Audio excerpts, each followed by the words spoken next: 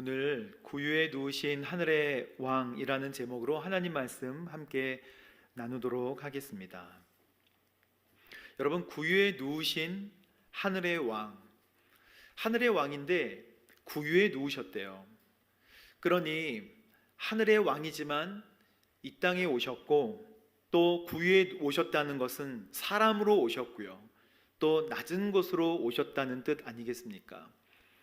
하늘에 계신 왕, 우리 전능하신 하나님께서 이 땅에 오시고 또 이 땅에 태어나셨고, 그래서 많은 사람들, 연약한 사람들과 소외된 사람들을 만나셨다라고 하는 것이 오늘 말씀의 핵심입니다. 우리는 정말 때로는 질문하죠. 또 어린아이 같은 질문을 이렇게 합니다. 하나님, 정말 전능하시잖아요. 그런데 왜 굳이 사람으로 오실 필요가 있으셨나요? 전능하신 하나님께서 그냥 말씀만 하시면 우리 구원할 수 있을 줄 믿습니다 하면 아멘, 우리가 할 수 있죠. 전지전능함으로 우리를 그냥 구원하시면 되잖아요. 뭐하러 이 땅에 오십니까? 라는 질문은 어린아이를 포함해서 우리 모두에게 들 수 있는 질문이에요. 여러분, 하나님의 속성 중에 완전의 속성이 있다고 말씀드렸습니다. 완전. 하나님이 완전하시다라고 하는 것은 사랑에 있어서도 완전하시고 또 공의에 있어서도 완전하시다라는 뜻이에요. 지식에 있어서도 완전히 다 아신다. 자, 그러니 공의에 있어서 완전하시다라고 하는 것은 쉽게 얘기하면 반드시 심판해야 된다, 이런 뜻입니다. 하나님 너무 우리를 사랑하시지만 죄에 대해서는 반드시 심판하신다. 그러니 심판에 있어서도 완전하시다, 이런 뜻이에요. 그러니 하나님은 사랑으로 오냐 그냥 내가 너희들을 사랑하니 품어주겠다라고 하시는 것이 아니라는 것입니다.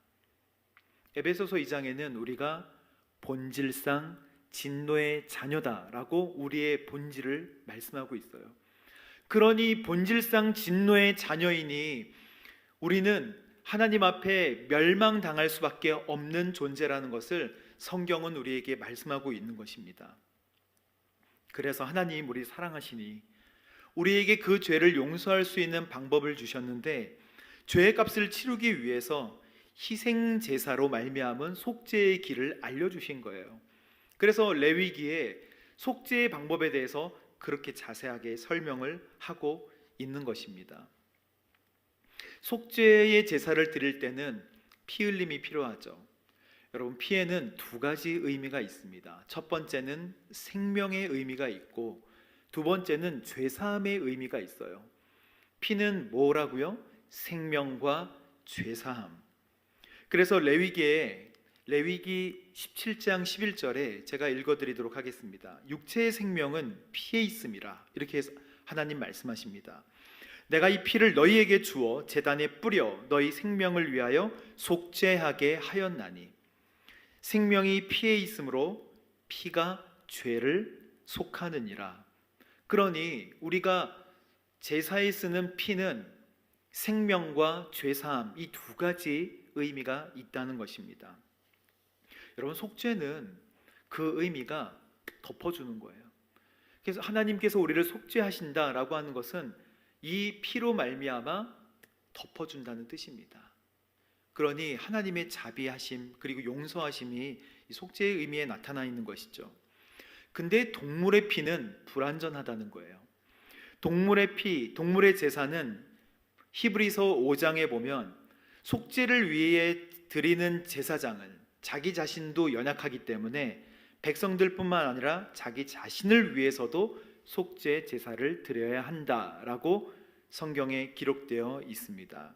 말씀 2절 3절을 제가 읽어드리도록 하겠습니다. 히브리서 5장에 그가 무지하고 미혹된 사람들을 불쌍히 여길 수 있는 것은 자기 자신도 연약에 쌓여 있기 때문입니다. 그러므로 그는 백성을 위해서뿐 아니라 자신을 위해서도 속죄 제사를 드려야 합니다. 죄사함을 위해서는 제사장이 필요하죠. 죄를 용서함 받기 위해서는 제사장이 필요합니다. 근데 이 제사장의 자격에 대해서 하나님께서 말씀하고 계세요. 제사장의 자격은 사람이어야 하고, 그리고 또 뭐예요? 하나님의 부르심이 있어야 됩니다. 그래서 제사장의 요건은 사람이면서, 아론 계열로부터 나오는 사람이면서 또 뭐라고요? 하나님의 부르심이 있어야 돼요. 모든 대제사장은 사람들 가운데 뽑혀 하나님 앞에 서 있는 사람이 대제사장입니다. 그러니 동시에 사람이면서 하나님의 부르심이 있어야죠. 이게 대제사장이에요. 그런데 예수님은 사람의 임명을, 사람의 족보를 따라, 가문을 따라 내려온 대제사장과는 다르십니다. 왜요? 예수님은 영원한 분이세요. 그래서 예수님은 대제사장이 오려고 이 땅에 오셨는데, 어떤 제사가 영원한 효력이 있으려면, 동물의 제사는 효력이 단기적이에요. 그래서 그 제사장이 몸을 깨끗하게 씻고 새 제물로 매번 제사를 드려야 했지만, 예수님은, 그러니까 제사가 영원한 효력이 있기 위해서는 죄가 없는 제사장이 있어야 되는 거예요.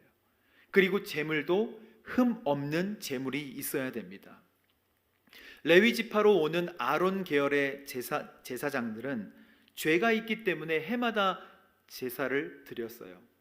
근데 예수님은 죄가 없으신 하나님의 아들이심으로 영원한 대제사장이 되어주시고, 또 제물도 본인이 직접 제물이 되어주셨기 때문에 한 번에, 아주 단번에 영원한 속죄를 이루신 줄 믿습니다. 그래서 예수님을 믿는 사람마다 동물의 피로서가 아니고 예수 그리스도로 인해 이제는 죄 사함을 얻게 되는 것이죠. 동물을 가지고 제사를 지내는 것이 아니라 예수님으로 말미암아 죄 용서함을 받게 된다는 것입니다. 여러분, 왜 예수님이 이 세상에 오셔야 됐나요? 예수님이 육신으로 오시는 이유는 대제사장이 되시기 위해서, 그리고 하나님의 부르심에 따라서 대제사장이 되어주시는데, 왜요?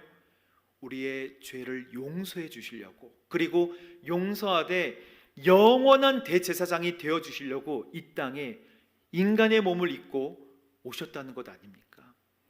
그러니 주님 그냥 전능하신 분이시니까 그냥 오셔서 모든 사람들을 용서해 주세요 라고 할 수 없는 것은 하나님의 공의 때문이에요. 모든 사람을 사랑하시지만 하나님은 하나님의 공의로 반드시 죄에 대한 용서함을 받아야 되는 거예요. 여러분, 제가 배고파서 편의점에 가서 빵을 가지고 막 뛰었다고 생각해 보세요. 저를 보는 사람들은 목사님 저럴 수 있나? 배고프면 저도 그럴 수 있겠죠. 편의점 주인이 저를 딱 잡아가지고 감옥에 넣으려고 생각했다고 생각해 보세요. 우리 성도 여러분이 저를 보고 너무 불쌍해서 제가 저분의 빵값을 대신 지불해 드리겠습니다 라고 하면, 여러분, 저는 빵을 훔친 죄책이 있거든요. 그렇죠? 근데 죄책이라는 거는 두 가지로 나눕니다. 범책과 벌책, 이렇게 두 가지로 나눌 수 있어요. 그러니 죄책은 제가 죄에 대한 책임이 있는 것인데, 범책은 뭐예요? 제가 빵을 훔쳤다는 사실이 범책이에요. 그러니 저는 그 빵을 설령 빵값을 갚았다고 해도 여전히 죄인인 거예요. 하지만 벌책은 뭐냐면 빵을 훔친 것에 대한 책임이에요. 그러니 제가 곤장을 맞든 감옥에 가든 어쨌든 책임을 져야 하는데, 빵값을 지불해주면 죄책이 면제가 되는 거예요. 여러분, 우리는 죄인입니다. 그래서 하나님 앞에 죽을 수밖에 없는 사람들이라고, 진노의 자녀라고 이미 규정이 되어 있습니다. 우리의 수명에 따라서 첫 번째 죽음은 모두에게 오는 것이지만 하나님께서는 둘째 사망이 있다고 분명히 말씀하신 줄 믿습니다. 두 번째 사망, 한 번 죽는 것은 사람에게 정하신 것이요 그 후에는 심판이 있으리니. 히브리서 9장 27절 말씀으로 함께 우리 읽어보도록 하겠습니다. 히브리서 9장 27절 시작. 한 번 죽는 것은 사람에게 정하신 것이요 그 후에는 심판이 있으리니. 그러니 한 번 죽지만 그 다음에 뭐가 있어요? 심판이 있어요. 이것이 둘째 사망입니다. 이 둘째 사망은 어떻게 해결할 수 있어요? 둘째 사망은 죄책 때문에 나오는 거예요. 그러니 우리가 죄인이기 때문에 반드시 죽음을 당하리라 라고 하신 성경 말씀에 따라 우리는 하나님과 분리되어 지옥에 갈 수밖에 없는 존재라고 말씀하고 있는데, 우리가 예수 그리스도의 십자가의 보혈, 우리를 위해 영원한 대제사장이 되어주신 예수님으로 말미암아 이 땅에서의 죽음은 있지만 두 번째 죽음이 우리에게 오지 않는 줄로 믿습니다. 이게 복음이에요. 이거 하시려고 주님께서 우리에게 오신 것 아니겠습니까? 이거 말씀하시려고 이 땅에 오셔서 우리의 몸을 입으신 줄 믿습니다. 사람이 죄의 문제를 해결할 수 없기 때문에 예수님께서 대제사장이 되어주셔서 우리의 죄의 문제를 다 해결해 주셨어요. 예수님께서 육신으로 오시는 것에 대한 중요성 있어요. 주님이 오시든 안 오시든 우리의 죄를 용서하면 되는 것이지 라고 생각하시지 마시기 바랍니다. 요한일서 4장 2절 3절 말씀을 읽으면서 이 말씀에 대한 확신을 얻으십시오. 우리 함께 말씀을 보도록 하겠습니다. 요한일서 4장 2절 3절 말씀 시작. 예수님 이로써 너희가 하나님의 영을 알지니 곧 예수 그리스도께서 육체로 오신 것을 시인하는 영마다 하나님께 속한 것이요 예수를 시인하지 아니하는 영마다 하나님께 속한 것이 아니니. 여기까지만 읽겠습니다. 예수님께서 육체로 오신 것을 믿는 것 중요한 거예요. 예수님께서 육신을 가지고 이 땅에 오신 것을 시인하는 영마다 하나님께 속한 영인 줄로 믿습니다. 그런데 이것을 인정하지 않는 사람마다 하나님께 속하지 않는 것이라고 하나님 말씀하고 계십니다. 그러니 주님께서 이 땅에 오신 이유, 우리의 영원한 대제사장이 되셔서 우리가 스스로 해결할 수 없는 모든 죄의 문제를 다 해결하여 주신 줄로 믿습니다. 우리가 이 믿음 가지고 주님께 감사해야죠. 두 번째는 낮은 곳으로 오신 주님이세요. 낮은 곳으로 오신 주님. 첫 번째는 왜 인간으로 육신의 몸을 입으셨나가 첫 번째 주제였고, 두 번째는 왜 소외된 자에게, 왜 낮은 곳으로 주님 먼저 오셨나요? 여러분, 하나님의 성공은 다릅니다. 하나님의 성공은 경기로 비유하면 이런 거예요. 세상에서는 준비 땅 하면 막 달려가 가지고 어쨌든 빨리 가고 높이 가고 심지어는 그 사람을 밟고 이겨서 가장 높은 곳으로 가장 빨리 가장 멀리 가는 것이 우리 세상이 말하는 승리잖아요. 그런데 하나님의 승리는 달라요. 하나님의 승리는 준비 땅 했는데 모든 사람이 앞에 가도 제일 꼴찌로 오는 사람의 손을 잡고 같이 들어오는 것이 하나님의 승리인 줄 믿습니다. 그게 하나님께서 말씀하시는 승리예요. 아니, 꼴찌 했잖아요. 아니, 제일 늦게 들어왔잖아요. 제일 마지막으로 들어왔고 제일 낮은 곳에 위치했잖아요. 그것이 왜 승리입니까?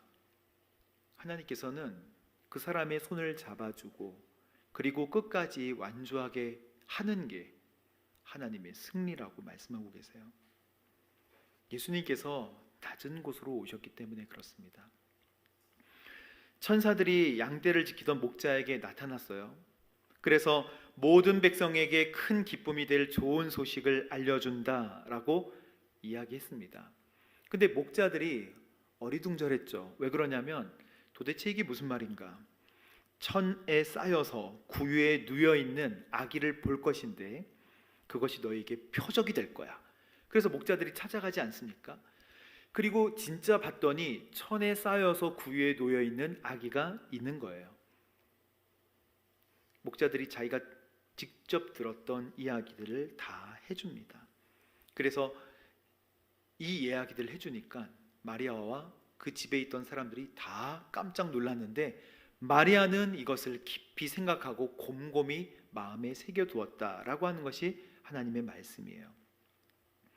여러분, 목자들에게 기쁜 소식이 제일 먼저 전해졌다는 것은 예수님이 누구를 위해 오셨다는 것을 이야기하고 있어요. 예수님이 누구를 위해 오셨고 앞으로 누구를 만날 것인지에 대해서 말씀하고 계시는 것입니다. 중요한 사람은 높은 사람을 먼저 만나야죠. 근데 이것도 세상의 법칙이지 하나님의 법칙이 아니라는 거예요. 그렇게 중요하고 세상을 다스리고 통치하시는 분이 가장 낮은 사람들에게 오세요. 목자는 우리가 보기에는 지팡이를 들고 멋있어 보이지만 목동은 이스라엘 중에 가장 천한 직업 중에 하나였다고 합니다. 그래서 다른 사람들이 농사짓고 정착하던 이 시기에 가장 정착하지 못하고 목초지를 찾아 유랑하는 이 목자들은 모든 사람들이 최하위층 사람들이었대요. 그리고 인구가 증가하고 목초지가 더 없어짐에 따라서 목자들은 더더욱 하층 계급이 되었다고 하죠. 심지어 사람들이 농사짓는 어떤 포도 그리고 감남 이런 과일, 과실수 옆으로 양이 지나가기라도 하면 양들에게 이 재갈을 물려가지고 절대 뜯어먹거나 하지 못하도록, 만약에 그렇게 되면 벌금을 물리는, 그리고 강도로 의심하기도 하고, 또 만약에 목자로 있다가 다른 직업으로 전환한다면 직업을 바꾸는 것을 회개하는 것으로 여길 정도로 목자가 그만큼 천대를 받았다는 거예요. 그러니까 농경지에서 몰래 양을 치는 강도라고 불리울 정도로 이 목자의 위치는 낮았습니다. 하나님께서는 이 위대하면서 낮아지는 이 두 가지를 세상은 병행할 수 없는데 하나님은 병행할 수 있다라고 말씀하고 계세요. 그래서 예수님의 나심을 제일 처음 발견한 사람이 목자고, 앞으로 예수님이 누구를 만나 주실지, 어떤 삶을 살게 될지를 목자를 통해서 말씀해 주시는 것이죠. 동방 박사는 2년 후에 왔어요. 우리는 문화기밤 할 때 목자도 왔다가 동방 박사도 왔다가 그러니 한꺼번에 온 것 같이 생각하지만 목자가 먼저 오고 목자 외에는 없었어요. 그리고 2년 후에 그 집에 동방 박사들이 찾아와서, 동방 박사도 세 사람이 아니라 많은 사람들이 찾아오죠. 그래서 이 마을이 떠들썩할 정도로 찾아왔는데, 와서 경배하니까 마을이 들썩들썩했다는 것입니다. 예수님은 섬기라고 말씀하세요. 예수님은 섬기는 사람이 되라고 계속해서 그의 삶 가운데 말씀해 주십니다. 마태복음 20장에 예수님께서 이렇게 말씀하세요. 이방의 많은 통치자들은 자기 백성 위에 군림한다. 그 고관들도 권력을 행사하지. 그런데 너희들은 절대 그렇게 해서는 안 된다 라고 말씀하세요. 너희 중에서 26절 말씀에 큰 사람이 되고자 하면 너희를 섬기는 사람이 되어야 하고, 누구든지 첫째가 되려고 하는 사람이 있다면 너희의 종이 되어야 될 것이야. 인자, 나 역시 섬김을 받으러 온 것이 아니고 섬기러 왔고 많은 사람들을 위해 결국 나의 목숨을 주러 왔다. 예수님께서는 탄생하시기도 전에, 태어나시기도 전에 예수님이 겸손해야 될 것과 섬겨야 될 것을 미리 말씀하셨어요. 그래서 스가랴서의 9장 9절에 보면 시온에 따라 마음껏 기뻐하여라, 예루살렘 따라 소리쳐 보아라. 내 왕이 내게로 오시는데 그는 의로우시며 구원을 베푸시는 분이고 그는 겸손하셔서 나귀를 타시니 나귀 중에서도 새끼 나귀를 타고 오신다. 여러분, 나귀가 귀여운 것 같지만 제가 예전에 이스라엘 갔을 때 보통 베두인족이나 이 사람들이 순진하고 또 순수해서 잘 싸우지도 않고 그런데요. 근데 이 사람들이 필사적으로 싸울 때가 있대요. 어떤 욕을 들었을 때 싸운다고 들었어요. 그 욕이 무엇인가요? 사람들이 그거 물어보고 싶어서 다른 성경의 얘기는 관심이 없고 그 욕이 뭔가요? 그 욕만 하면 뭐 칼을 들고 막 달려들 정도로 그게 당나귀래요. 당나귀. 그게 당나귀가 그렇게 막 좋은 의미는 아니었다는 것이죠. 억척같이 그 시내산에 막 물 싣고 올라가는 게 당나귀지만 당나귀야라고 하는 욕은 아주 심한 욕이라는 것이죠. 그런데 예수님 그 당나귀의 새끼를 타고 오신다. 겸손을 이야기하고 계시는 것입니다. 예수님도 좋고 아주 화려한 사람들을 만나지 않으셨어요. 마태복음 5장에 보면 그러니까 세리를 부르시는데 유대인들이 상종하지 않는 세 가지 부류가 있었습니다. 누구냐면 세리, 그 다음에 창기, 그리고 이방인. 이 세 명은 사람 취급을 안 했어요. 근데 세리 마태를 만나셨을 때 나를 따라오너라 하셨죠. 마태가 너무 기쁜 거예요. 너무 기뻐서 잔치상을 마련해 놓고 다른 동료 세리들과 함께 예수님과 식사를 하고 있는데 이 모습을 바리새인과 사두개인들은 못마땅해 했던 거예요. 어떻게 이렇게 죄인들과 함께 밥을 먹습니까? 예수님께서 내가 의인을 부르러 온 것이 아니라 죄인을 부르러 왔다. 예수님의 만나는 사람은 다 낮은 사람, 다 사람들에게 소외된 사람 만나러 오셨다고 말씀하셨어요. 누가복음 19장에 보면 뽕나무에 올라가서 예수님을 기다렸던 사람이 있는데 삭개오 아니겠습니까? 삭개오가 예수님을 보고 싶어서 뽕나무에 올라갔지만 예수님이 뽕나무 밑에서 바로 위를 올려다보고 말씀하셨어요. 삭개오야 내려와라. 그 이름도 불러가면서 삭개오가 내려와서 그 집에 예수님 초대했죠. 초대했는데 예수님께서 말도 안 하셨는데 삭개오는 회개합니다. 내 재산 중에 절반을 가난한 사람들에게 주겠습니다. 그리고 제가 누구 것을 빼앗은 것이 있다면 4배나 갚도록 하겠습니다 라고 완전히 회개해요. 그러니 예수님께서 삭개오에게 또 축복해 주십니다. 너는 정말 아브라함의 자손이구나. 너에게 구원이 임했다. 여러분 인생 가운데 자기의 고백으로 엄청난 축복을 받은 사람들이 있어요. 다 소외된 사람들, 다 사람들로부터 외면당한 사람들.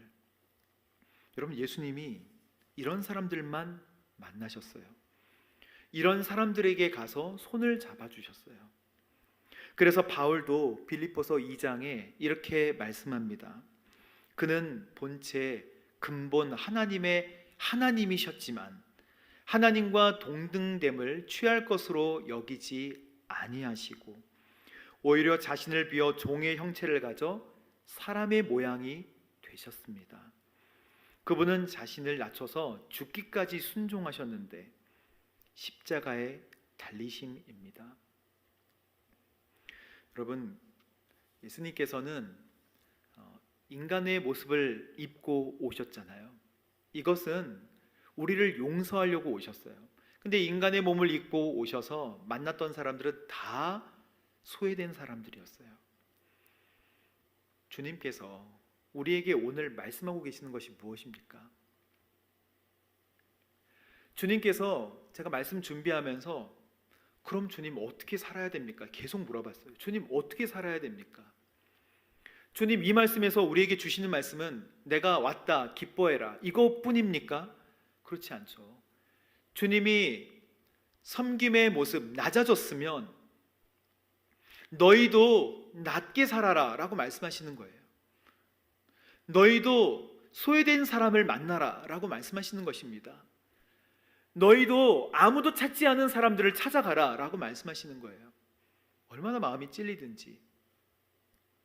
제가 주님 앞에 낮은 삶을 살았던 기억이 있는가 살펴봤더니 뭐 이런 거예요. 뭐 여러 가지가 있겠지만 저는 그 형광등만 보면 뭐 낮아져라 이런 생각이 들어요. 왜 그러냐면 군대에서 제가 뭐 여러 가지 일들을 했겠죠. 근데 어느 날 누가 그랬는지 모르겠는데 저보고 교회 가서 청소하라고 했어요. 청소. 저는 청소를 교회에 열심히 했죠. 근데 그 전에 제가 뭐 종교란에 기독교라고 쓰지도 않고 아무것도 안 해서 설마 저를 뭐 군종으로 부르겠는가 이런 생각도 전혀 하지 않았어요. 그냥 청소를 하라 그래서 제가 교회에서 열심히 청소했던 적이 있었는데 다음 날도 청소를 하라는 거예요. 그래서 군대 교회를 제가 열심히 청소를 했습니다. 또 그 다음 날도 청소를 하라는 거예요. 왜 그런가? 그래서 일주일 내내 청소를 하고 물어봤어요. 저는 뭡니까? 그러니까 그 상급자가 너는 청소병이야 뭐 이러는 거예요. 군대에 청소병이 어디 있습니까? 교회 청소를 알고 보니까 대대장님이 크리스찬이어서 교회를 깨끗하게 하려고 저를 이렇게 뭐 쓰셨던 것 같아요. 그래서 교회를 열심히 청소하는데 그냥 청소병이니까 열심히 청소만 했어요. 교회를 하루 이틀 청소를 해야죠. 한 3, 4일, 일주일 동안 청소하니까 교회 청소할 데가 없는 거예요. 청소할 데가 어딨나? 도대체 어디를 청소해야 되나? 강대상에 옛날에 막 포도나무 이렇게 막 나무 모양으로 막 돼 있는 막 그 조각 같은 거 있잖아요. 심지어 그 포도 알갱이 하나하나를 다 이렇게 걸레로 이렇게 다 하나하나 닦을 정도로 별로 청소할 게 없었어요.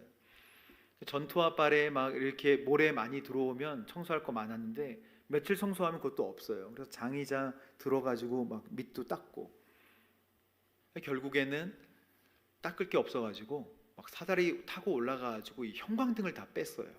그래서 형광등을 닦아야지 아무도 없는데 그래서 형광등을 빼서 형광등을 하나하나 형광등도 왜 이렇게 많은지 형광등을 다 닦는데 아무도 보지 않을 것 같았던 그때 나중에 목사님은 다 알고 계시더라고요. 그래서 제가 그때 생각했어요. 목사님은 다 알고 계시는구나. 목사님은 영험하구나. 뭐 이런 식으로 생각했어요. 다 알고 계시는구나. 와, 목사님 정말 대단하다. 근데 제가 목사가 돼 보니까 알긴 뭘 알아요. 아무것도 잘 몰라요. 하나님은 아시는 거예요. 근데 그때 당시에는 정말 겸손한 마음으로, 왜냐하면 그때는 단계 별로 없는데 초코파이를 주면 너무 좋은 거예요. 교회 창고를 열었더니 초코파이가 산더미 같이 쌓여 있어요. 창고에. 그래서 그걸 막 먹으면서 너무 행복했어요. 충성을 해야지 막 이러면서 열심히 닦았는데 나중에는 거기에 이제 군종병이 계셨어요. 그 연대를 책임지는 연대 군종병이 한 분 계셨어요. 근데 제가 청소를 너무 열심히 하니까 어느 날 목사님이 저희 둘을 앞에 세우더니 너희 둘이 바뀌었다 이렇게 얘기하시는 거예요. 그분은 청소병이 되고 저는 또 군종병이 됐어요.